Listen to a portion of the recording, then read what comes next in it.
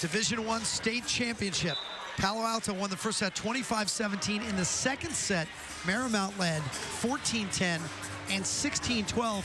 And they let it get away. Jim Watson and Olympic gold medalist Dane Blanton courtside at Concordia University. Palo Alto looking to go back-to-back. They are the defending state champions, and now they are just one set away from being state champions in both 2010 and 2011. How does Marymount come back from that, Dane? Because that was their set. Yeah, I thought they had really gotten back on track here in the second set, and then they let that thing get away. Now their backs are up against the wall here in the third set. They're going to have to raise their level. They let Palo Alto off the hook. Like you said, they had that nice little lead. It looked like they were in control, but what they have to do is settle down once again, play the volleyball that they know they're capable of playing by starting with serve-receive. Palo Alto, 12 kills from Wade, 6 from Koopy, 5 from Caroline Martin. Marymount, 7 from McLaren, 6 from Williams, Manon, and Edwards. So it's balanced for Marymount, but it's scoreboard for Palo Alto, 2-0. Short floaty. Knowles had to come running in to get it. Caroline Martin coming in from the right side. She's more of the quiet leader. She's not very vocal. She just gets it done by example. Coming in from the right side, cutting it nicely, angle cross court. And now Martin has 6 kills. Lauren, the back set to Katie Edwards. Turn back. Another big block, Caroline Martin. Caroline Martin on fire right now. She's the captain.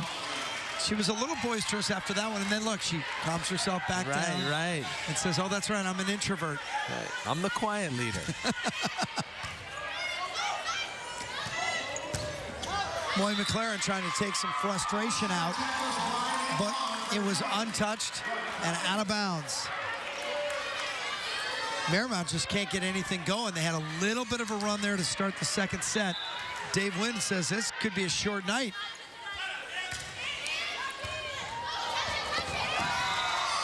Four to 1 Palo Alto. Yeah, that's very uncharacteristic. Seeing Manon kind of shank that ball off to the right. Tough serve right there by number 20, Jackie Koenig. Koenig now serving, and she just got a little lackadaisical. Yeah. She didn't throw that ball up enough and just kind of slapped at it. She knows. Dave Wynn tells her as she runs by, but she already knew it herself. Carrie Klein knows it's now or never for the Sailors. Wade. And that ball might have been out, but again, how many can you let go? Moy McLaren had to play it. Yeah, I think they've done a good job, Marymount has, adjusting to Melanie Wade. It's the rest of the team that's giving them problems. Palo Alto is very well balanced. They don't just rely on Wade.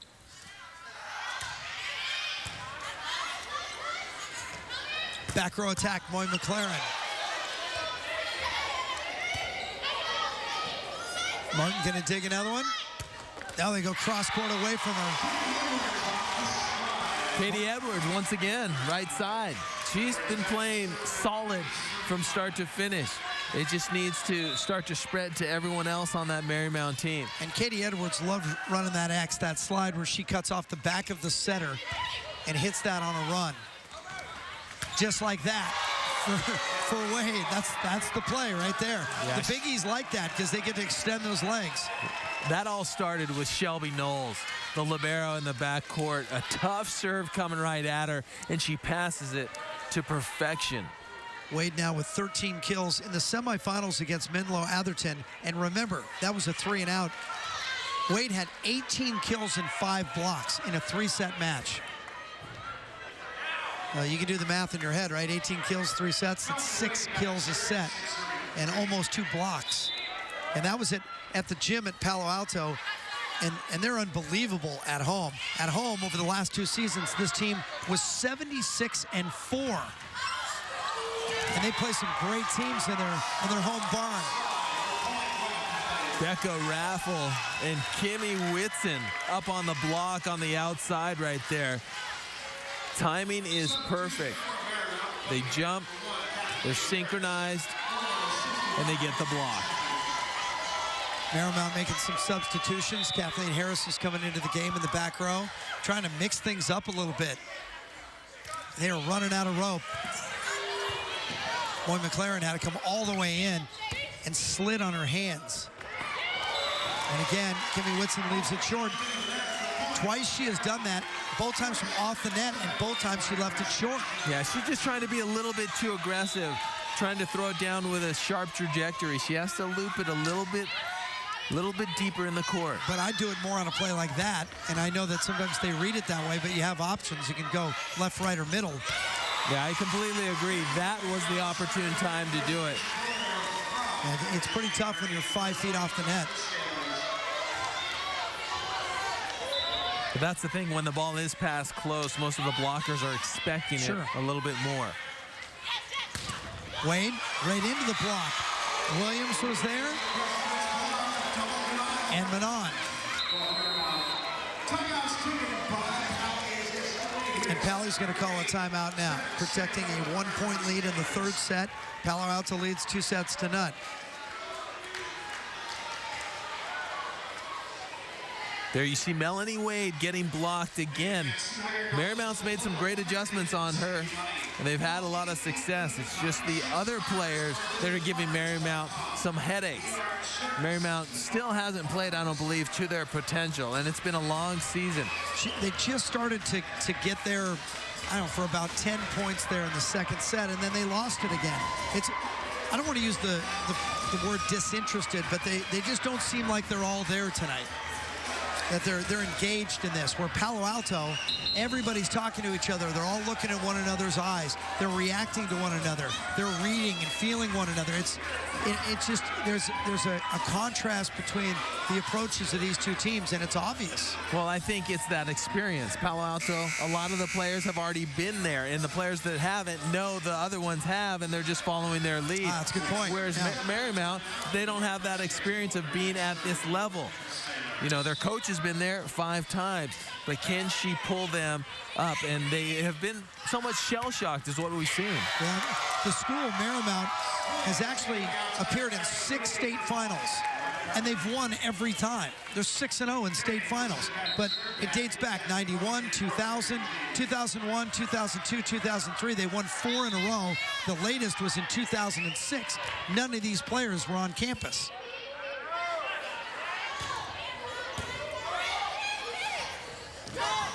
Williams tipped it, and somehow they get it back across, but it's 4 hits. So again, Williams converts. So it seems obvious, but if Williams is paying off, don't you just keep pulling that lever? Yeah, that's what I would do. She's jumping well. She's putting the ball away. What looks pretty easily. A little roll shot there. Maddie Coupe, another smart shot. She's just really done it all. You know, she's kind of that secret weapon. You focus everything on Melanie Wade, but it's Maddie Coupe is the one you got to watch out for. Sneaky good. And Coupe's got good size as well. She's 6'2". Now she's at the net to block. On that side, though, it was Martin and Koenig. Yeah, Martin so close. You saw her try to funnel that ball back into the court, and that's one of the hardest things when you're blocking out on the pin is to target block back in the court so it doesn't block out of bounds.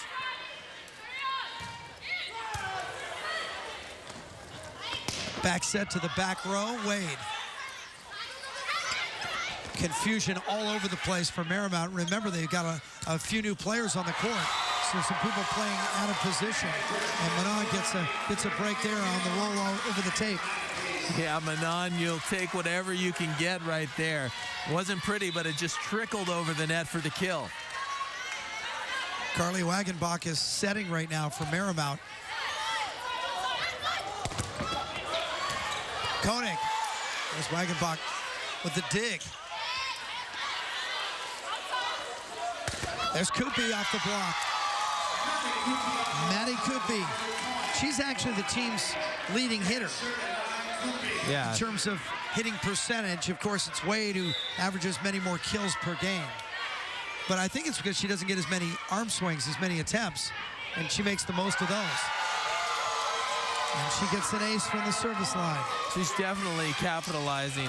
You know, and they played in the Northern Final in their last match. She just was really, you know, focused on, there's only a few matches left. You got to bring it. You got to leave it all on the court, and that's what she's doing. She's got 58 aces now after that last one. Short set to Edwards, covered. Knowles, easy play. Whitson goes across with the left. You know, sometimes Whitson can be a little cavalier with her attempts. She has some why not shots. And I know that's part of her game. And sometimes those why not shots find a place on the floor. But there was no reason to take that chance at that point. It's going to get called for a double hit right there. Yeah, she's just kind of that smooth player. You know, that's exactly what head coach Wynn said. He described her as being very smooth. She's headed to Pacific. She's got a great jump serve. You know, she's smart. And sometimes she thinks a little too much, you know, and does a little more than is needed. But just a great setter, though. Yeah. Kimmy Whitson was a honorable mention All-American. That's how good she is. Against Menlo Atherton in the semifinals, 36 assists and 4 blocks, and again, it was in 3. Wade, off the block of Edwards. Edwards is 6'2", but when she goes up against 6'5" Wade, she didn't look so big. Right. It's not often that you face 6'5" coming at you at 6'2", especially. It's a bit of a surprise when you see a player 3 inches taller. Wade's got 14 kills. Edwards, and that was set right into the block. All she could do was tip it into the block, and Caroline Martin just measured her. Martin only goes 5'9", but look at her get up right here to challenge. Yeah, she gets up well, and then she puts it away. They say she's the quiet leader, but she's very emotional tonight, leaving it all out on the court, really trying to pump up her team, and it seems to be working. Another service error for Palo Alto. Dave Lynn looking very calm and confident on the Palo Alto bench. Pally won the first 2 sets, tied at 13 here. Wade, and that's a double hit again on Whitson. They've gotten Whitson out for 2 double hits in this set. Got to refocus. She goes over and slaps hands with Wade and says, my bad. I'm going to go right back to you. Watch. She told her again, I think. Let's see if number 9 goes. Not going to get the opportunity there. She felt so bad, she apologized twice. I don't think she's accustomed to making errors like that.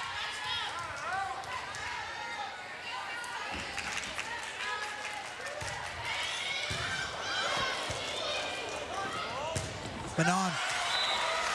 Wow, that was just a wild pass in the backcourt by Christine Irvin just to keep that ball alive, and then Manon putting it away. It's like a one-handed stab, last-minute decision by Christine Irvin, and it pays off. Marymount gets a nose in front.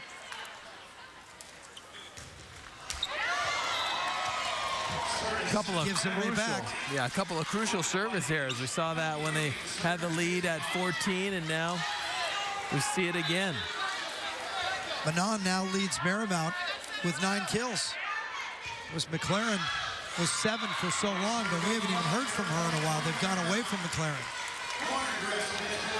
Well, if anything's going to happen, it's going to happen right now for Marymount. This is where they have to really mount a charge. They're 9 points away from pushing this to a 4th set. They have to start pulling away now, because you don't want to go to the end of this set being too tight. And another big block at the net. Martin. Oh, excuse me, it's Kimmy Whitson. Well, I'll tell you what, if Palo Alto was in the gym for the Division II championship, they saw what happened. La Costa Canyon got out to 2 easy wins and was ahead in the 3rd. In fact, got all the way to a state championship point and could not put Presentation High School from San Jose away.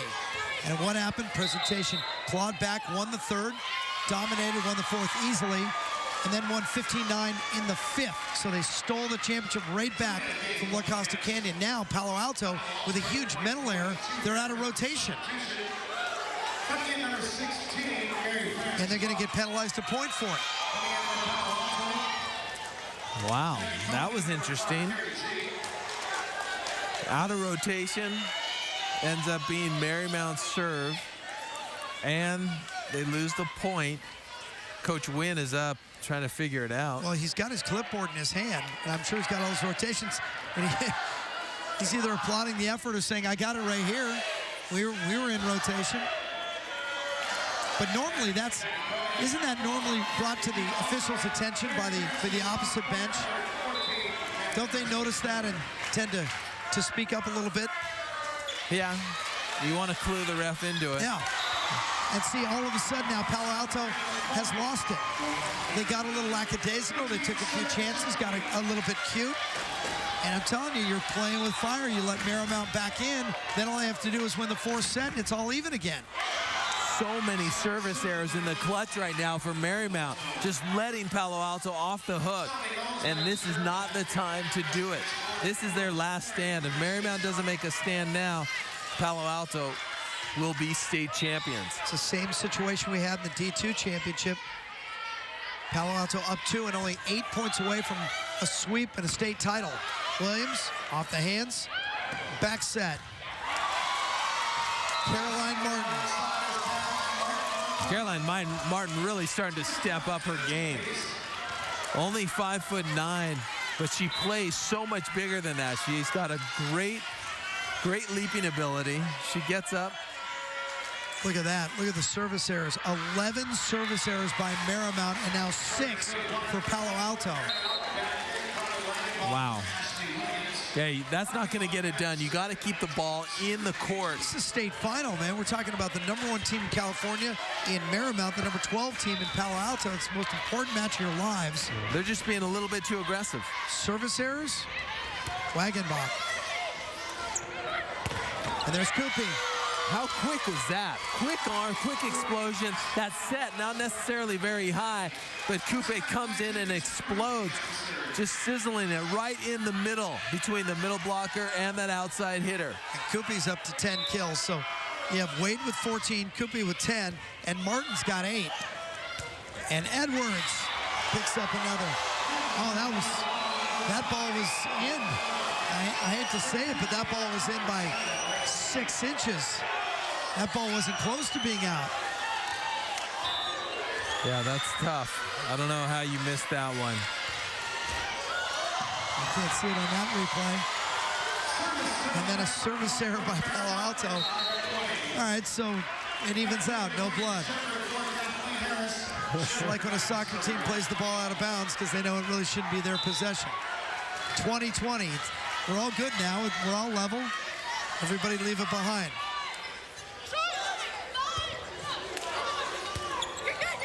Wade couldn't do anything with it. Big opportunity here. Edwards on the slide off the hands. 21-20, Marymount. Another kill for Edwards. And she's got to be getting close to 10 as well. She's at 8. Well, the time is now. It's going to come down to the wire. Marymount couldn't get a little lead there. Now they're only 1 point up. This last set could come down to the wire. Martin, and again, the set was less than perfect. Cross court, Moy McLaren dug by Bowles. Off the hands. Kept alive. Stepping in was Whitson. Wade down the line. And it's in, it's on the line. And Marymount can't believe it. Wow. Let's see if we can see here on the replay. It's gonna come right at you. Is it in? Ooh, I think that ball might have been out. That's 2 calls right there that, whew. They both went Pally's way, by the way. Yep. 21-21, they're 4 points away from the state title. But Wade misses badly. And now Marymount leads 22-21. Marymount fighting for their lives right now, fighting for their reputation. They just beat Los Alamitos, the #1 team in the state, in the semifinals. They're trying not to get swept. Wade, better arm swing. Yeah, you're right, Waddy. If Palo Alto watched that last match, they know that they need to seal this thing up right now and go home. Maddie Wade with a nice angle. No one's going to touch that one. 17 kills for Wade. Dane, the only thing I can imagine worse than losing the state final is leading 2-0 and losing the state final. How do you ever get that out of your mind? Free ball here for Palo Alto. They can go in front. Tipped and covered by Edwards. Another free ball for Palo Alto. Back row attack. Kupi. Covered nicely. Manon is hot right now. They got to go to her. She's been strong all match long. Tooling the block out of bounds. That seems to be her signature shot. Manon's got 10 kills. 2 points away. 23-22, Marymount. Trying to delay the execution. And a double hit on Palo Alto, and now it's set point for Marymount. And Palo Alto, I'm telling you, they've lost mental focus. They're making all kinds of mistakes. Yeah, but that was odd, that call. It kind of came out of nowhere. That was a very strange call. I guess a double contact, but some of the sets I've seen, not even close. That's 3 times that Whitson's been called for that. I don't know. Maybe she's not happy. Darlene Taylor's probably not happy with the ball. Maybe staying in her hands too long. I'm not real sure. Maybe it's something with her release. But the ball came out pretty well. And I think it caught everyone off guard. Everyone on the court was kind of surprised. If you can see the calls made right there. But look at even Marymount. They're still playing because they don't know what could have happened. And then boom, it's a double contact. 24-22. The Marymount kids are on their feet. Obviously a Christine Martin fan right there. There are the twins. Lauren Greskovich Fuller and her twin sister, Manon.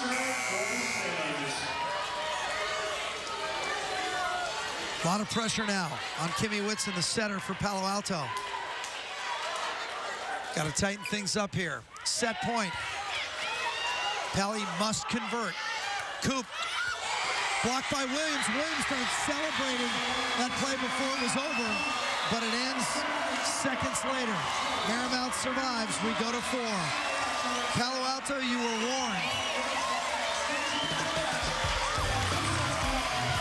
25-22 Marymount, but Palo Alto still leads 2-1. Hello.